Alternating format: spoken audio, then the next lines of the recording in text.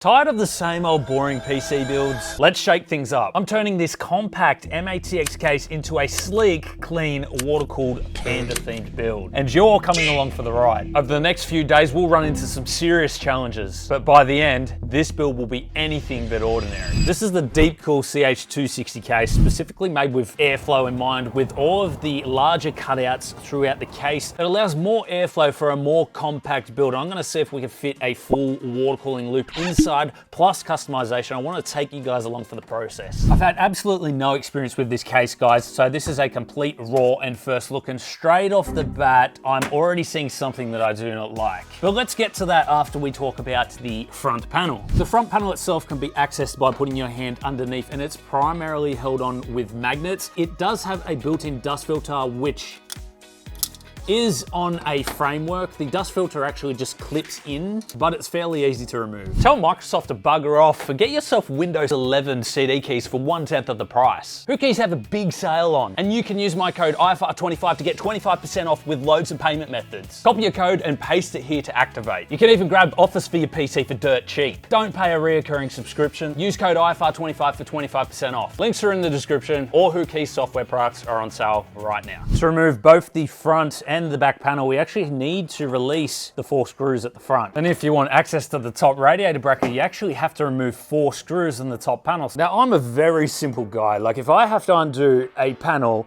to then release the front panel and the back panel, and then take them off to actually be able to undo the top panel to be able to access the radiator mounting, I think there's something wrong with that case. I would actually prefer that everything was separate. I could take the top panel off by itself. I don't need to take off the front panel and the rest to actually get access to it. Front of the case looks like we can fit 2 120mm fans. Unfortunately, I don't think we'll fit a 240mm radiator because there are places where it will collide. There's not enough clearance up the top here, and down the bottom we've also got the cables that are in the way of the radiator. We would be able to fit a 120mm radiator in there, and it also looks like we could fit a 120mm radiator at the rear. Now, taking a look at the top of the case, this looks like we could fit a 360mm radiator. The radiator brackets can actually move to fit a 140mm fan as well. You need to keep this in mind. The power supply bracket sitting right here is actually going to collide with 140mm fans, so if you are going to move this bracket, well, then there is a little trick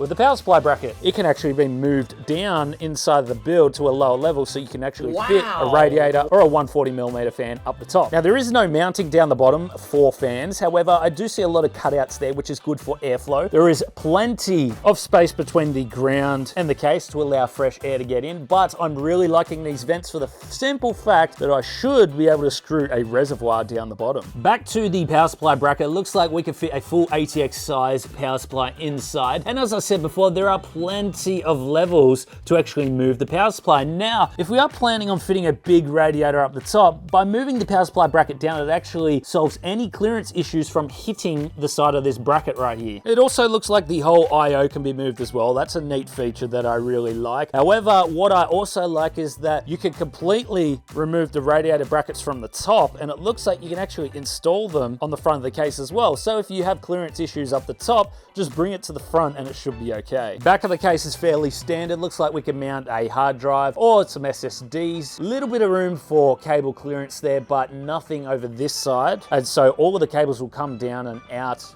through here and into the power supply when it's mounted. So I'm thinking maybe we make a custom bracket to actually hide everything. When it comes to the CPU, we're not necessarily after anything crazy. I'm just trying to get a nice performing CPU that'll go well with our GPU. So we've actually decided to go with the Ryzen 7 9700X. It's a good gaming CPU. It's not the top of the line. The NVMe heatsink seems to be a dual layer design for this particular motherboard. So I'm only going to use one NVMe in this build. I don't need too much. We do have the option of adding a second NVMe in the future if we actually need it. Oh, excellent. It's got that quick latching as well. We are using the ROG Ryzen 3 Water Block Edition. I actually lost one of the screws, and so I had these 4 screws left over. I'm hoping that they will be compatible with this. We'll just have to check the mounting pressure. But basically, I've had to put on an AMD adapter bracket, and so it'll work with the Intel bracket that's already on it. So if I put that on, yeah, I'm just hoping that the screws work with this so there's enough mounting pressure. We'll get them on and we'll see what happens. All right, let's get a little bit of a mango jam on top. Oh, look at the color of that. Looks so good. That'll do. All right, now we just kind of plonk it on and hope for the best, I guess. So much easier to do up all the screws by actually removing the screen first. Just creates a bit more space around there and we should be able to get everything installed properly. I'll just do it in a cross pattern, slowly tighten it up. Hopefully we get some nice even contact and hopefully these screws actually work for this water block. I mean, it seems pretty good. There doesn't seem to be any wiggle or anything. I think it's gonna be all right. I think it was important to install this before we actually put the RAM in as well, because I feel like getting your fingers in there to tighten these while RAM sticks are installed is gonna be too tight. So let's get the RAM installed, and we've gone for a cleaner kit. There is a little bit of RGB, but this is called the Crass V RGB from Clev. The heat shield itself is pretty much clean. It's just a little bit of RGB up the top. I did go for a 48GB kit. This is 6000 megahertz running at CL30 timings.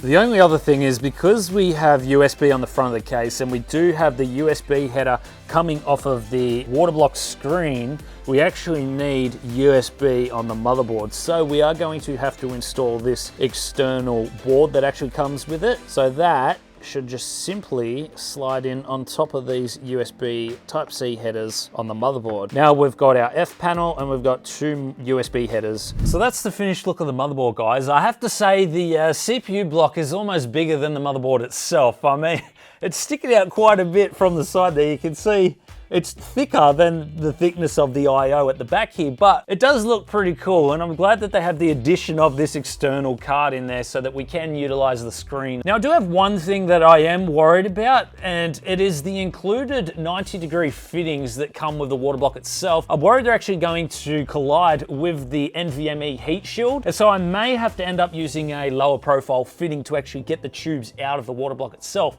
Unfortunately, you can't rotate this water block because the screen only goes on one way. There's only one contact pad, so it doesn't have full 360 degrees rotation. Now, I'm sure in the software I can actually rotate what is on screen. However, that will mean that the logo will still be upside down on top of the motherboard. And looking at the top of the I/O and the NVMe heat shield, once I've pulled off the plastic, it's revealing this kind of, honestly, it's a little trippy.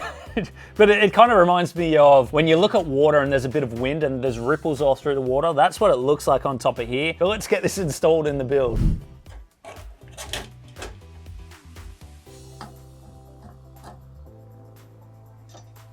Hey, what's going on? What's up? What?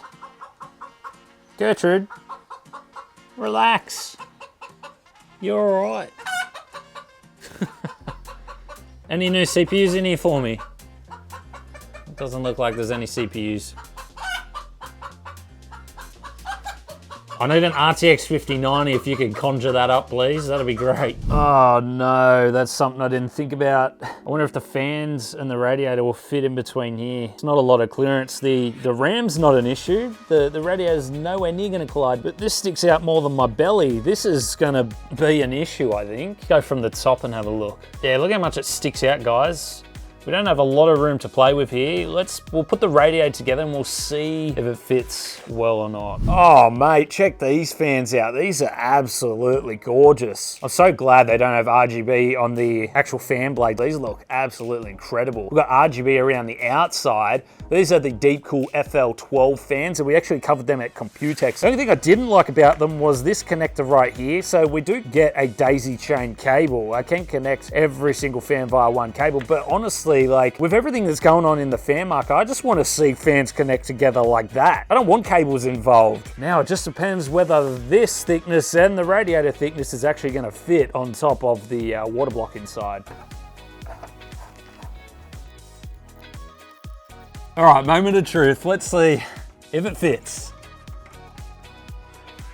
Oh, that's tight. Oh, there's no way. Guys, that's a matter of millimeters. It's almost like I planned it or something. I'm gonna be honest, I didn't plan it. I completely forgot about the water block sticking out. It's literally millimeters. And you know the best part of all? I can still reach all the I/O on the top because there is this big gap at the top of the case.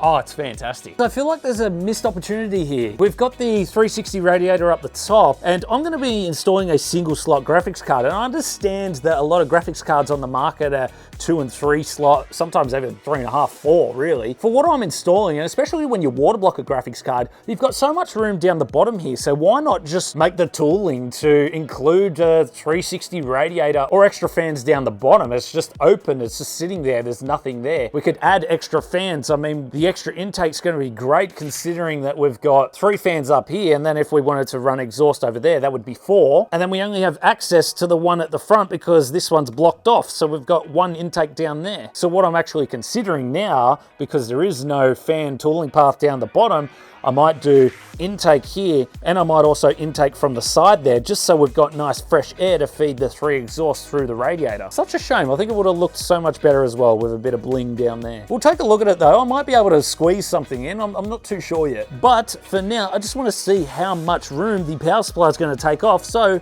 we'll go ahead and install the Deepcool PN 1200M. Ooh, ATX 3.1. All right, let's see how much room this takes up. I already know I'm going to be making a cover plate for the power supply sticker there on the front. Oh, would you believe it? Hang on, let me show you guys what's going on. Okay, when I go to install the power supply, guys, you can see that the fan cables are actually sticking out. So it kind of collides with the power supply when I'm trying to get it in. Mainly the bottom one, a little bit of interference there, but if I could just squeeze the power supply in, I might be able to force it a bit. It's so unfortunate. Oh, there we go. There we go.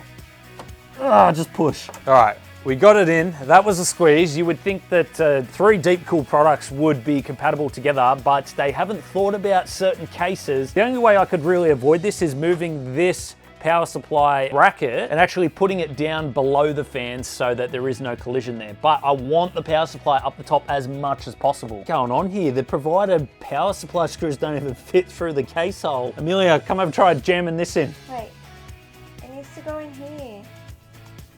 Yeah, it's meant to fit through the hole. No, hang on. Well, you got to line it up through the little gap and then somehow get the screwdriver in. Exact. Get some tweezers. Get some tweezers. See, look at this. Oh, magic. Look at that. That is just stupid. No, it's working. All right, so I figured it out. The screws that are included with the Deepcool power supply don't fit through the Deepcool case. However, you use one of the screws that actually come with the case. And look at that. We can just squeeze it in. We got it in. And now we've lost it. A little bit of a warning here. If you are planning on water cooling in this case, guys, you need to be careful with how wide the radiator is that you're actually using. There are some radiators on the market that are actually not compatible with this case, even though it states 360mm radiator compatibility. For example, if I go with EK's latest 360 radiator, it's not actually gonna fit inside the case. This Corsair XR5 radiator is right against the bracket on this side, and on the other side, it is almost at the power supply bracket. I may be able to get away with a radiator that is 1 or 2 millimeters wider, but this is pretty much it for what you can fit on the market. So just be careful there, and if you have any fans that connect together via clips on the sides, they will not be compatible with this case whatsoever. They will end up colliding with either the power supply itself, the power supply shroud, or the front panel if you plan on putting that panel back on. I'll tell you what, if I could actually get the screw through the small square cutouts, this could actually work. Hey, would you look at that? When there's no room for screws to go in, just create your own holes. Just requires a little bit of force, but hey, it's worth it for the airflow, baby. I have to say, when in doubt, just force it out. That looks so much better. 3 intake down the bottom, 3 exhaust up the top, then we'll get an intake on the front, and we'll get an exhaust at the rear. Oh, by the way, they're the reverse blade designs as well.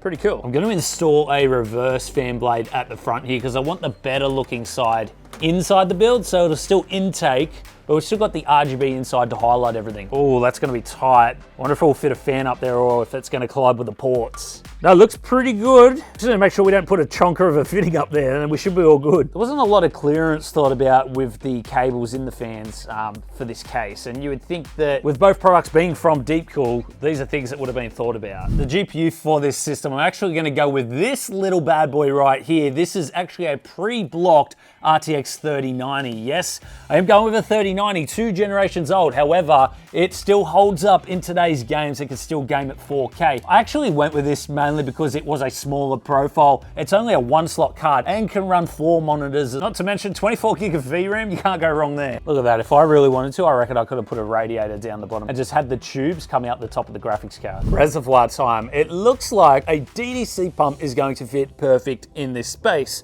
Unfortunately, my original plan has changed. I was going to mount it to the bottom of the case, and now we got fans there. So what can we do? Well, I've had to improvise. I've come up with this little bracket right here. There's a bit of bits power in there. There's a bit of thermal take in there. And then we're using it to mount the ECAG Quantum Kinetic reservoir. It's gonna work, guys, trust me. I'm gonna install the bracket right here. The pump reservoir is going to sit there and then hopefully just clip into the thermal take clip. Pretty much as simple as that. Let's give it a try. All right, I should just be able to plonk this in and should be as good as gold. There we go, perfect fit.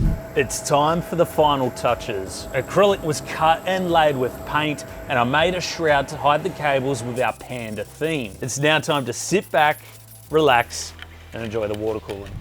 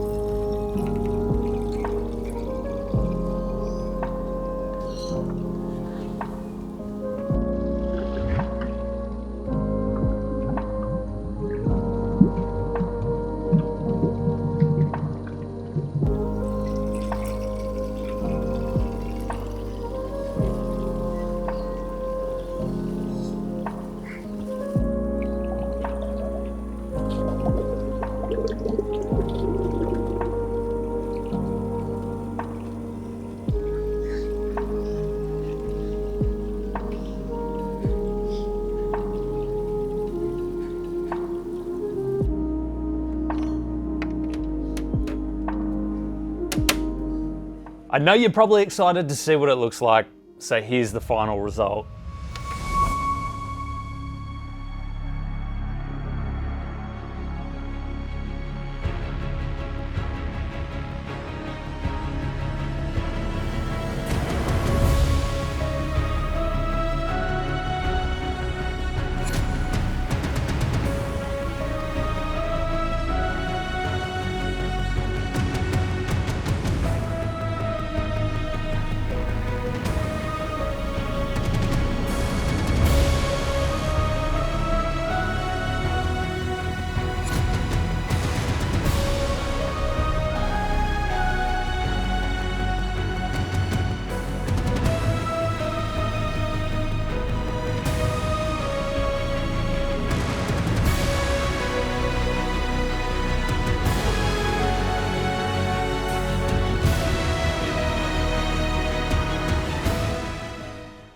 If you made it this far, thank you for sticking through the chaos with me. This build had more surprises than I expected. Shout out to Tech Enthusiast 7 who said it would be cool to see a future steampunk build theme. Got a fun idea for the next build theme? Drop it in the comments. I'm going to be reading every single one. And if you're into builds that push the limits, don't miss this one right here. Thanks for watching. We've got more madness coming soon, and we'll see you in the next one.